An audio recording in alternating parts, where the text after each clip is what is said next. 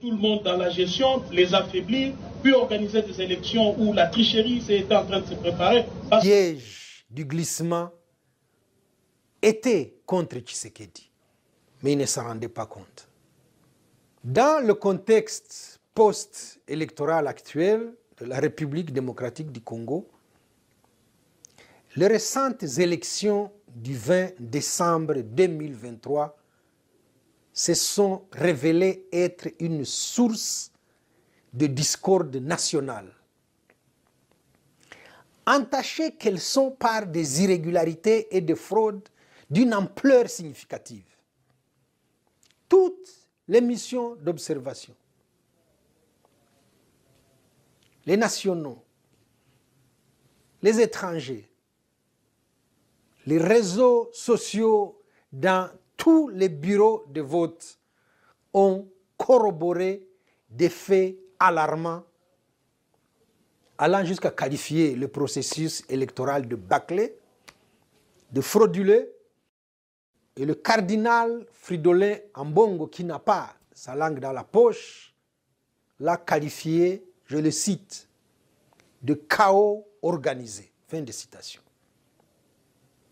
Face à cette réalité, l'opposition politique, une coalition hétérogène composée du Front commun pour le Congo qui ressuscite de ses cendres, de l'ancien président Joseph Kabila, le camp de Katumbi, le camp de Fayoulou et d'autres, des divers mouvements citoyens de la société civile, a exprimé d'une seule voix la revendication pour l'annulation sans équivoque de ces élections. Cette revendication est portée par une large frange de la population congolaise, en attestent les communications qui en découlent, laquelle ne reconnaîtra pas la légitimité des résultats qui seront proclamés. Ceci souligne un désaveu populaire. Dans cette atmosphère chargée,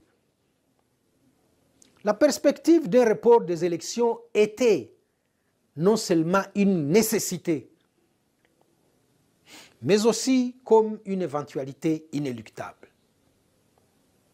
Ce report, en instaurant des mesures de transparence et d'intégrité, aurait pu permettre de répondre à des impératifs fondamentaux, à savoir la recherche d'un consensus autour de la nouvelle composition de la CENI et de la Cour constitutionnelle, dont la crédibilité actuelle est sujette à controverse, et ce, de manière à refléter fidèlement le paysage politique diversifié de la République démocratique du Congo. Ensuite, la révision en profondeur du cadre juridique et institutionnel des élections,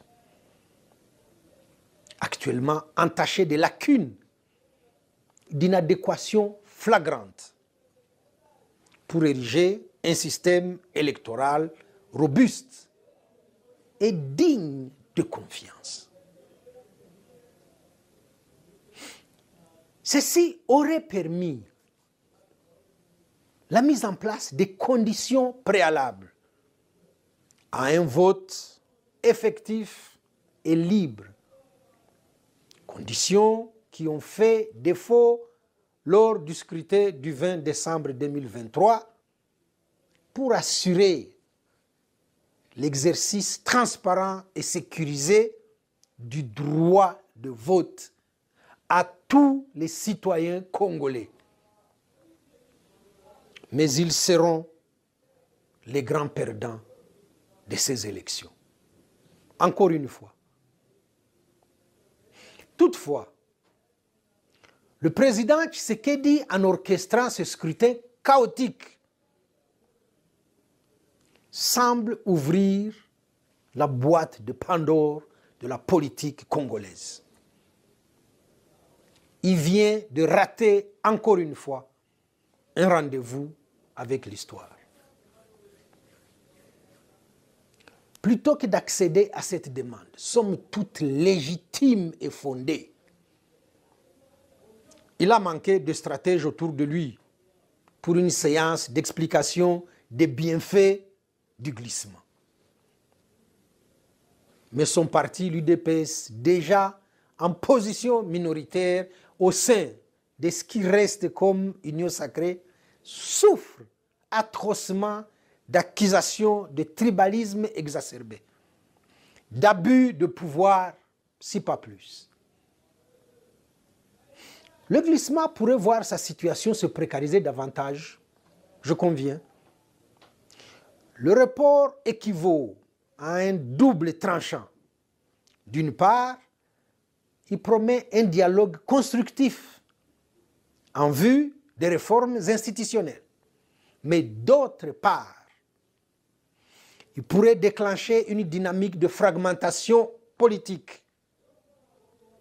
Des figures de proue, membres de l'Union sacrée, Vital Kamerhe, Jean-Pierre Bemba, Bahati Lukwebo et d'autres, pourraient saisir cette opportunité pour se repositionner et faire faux bond à Tshisekedi qui, lui, en a l'habitude de planter ses partenaires, fragilisant davantage la position déjà précaire de Tshisekedi. L'effet domino de ce report pourrait se manifester par une amplification des dénonciations de corruption et de détournement, éclaboussant ainsi le président et sa garde rapprochée et entamer le peu de crédibilité qui leur restait. Un contrôle financier plus rigoureux pourrait aussi priver le clan Tshisekedi des moyens financiers nécessaires à maintenir leur influence, accélérant ainsi leur isolement. Si cette recomposition institutionnelle de la CENI, de la Cour constitutionnelle, et pourquoi pas du gouvernement, devait se concrétiser, cela pourrait signifier pour Tshisekedi la perte irréversible du contrôle des leviers électoraux. Ce scénario constituerait non seulement une déroute politique majeure pour Tshisekedi, mais aussi un isolement politique potentiellement insurmontable pour lui. Dans une telle conjoncture, Tshisekedi pourrait se retrouver dans une impasse, le laissant face à une sortie de route politique retentissante et potentiellement irréversible. Alors, il a fait le choix d'une démonstration de force. Un déploiement des militaires lourdement armés au Katanga, c'est-à-dire à Lubumbashi et Kolwezi, qui sont pratiquement sous état de siège qui ne dit pas son nom, car quadrillés par des militaires, et même que des résidences de certains ténors du Grand Katanga, les résidences sont encerclées. Le siège du parti de Martin Fayoulou a fait l'objet d'attaques de policiers armés qui ont fait déjà des victimes. Et la situation se polarise au fur et à mesure que la proclamation des résultats s'approche. Au vu du déroulement des élections, il n'y a aucun doute, elles sont viciées et n'auront aucune crédibilité. Mais la CENI devra proclamer Félix Tshisekedi comme vainqueur. C'est la suite qui doit inquiéter. On appelle déjà depuis le 20 décembre à l'application de l'article 64 de la Constitution congolaise, que je cite. Tout Congolais a le devoir de faire échec à tout individu ou groupe d'individus qui prend le pouvoir par la force ou qui l'exerce en violation des dispositions de la présente Constitution. Fin de citation. C'est ça l'article 64. Cet article est présent sur les réseaux sociaux et pour cause. Si les Congolais seront encore une fois les grands perdants de ces élections, à l'instar de celles de 2018, Tshisekedi en sortira affaibli, sans aucune légitimité,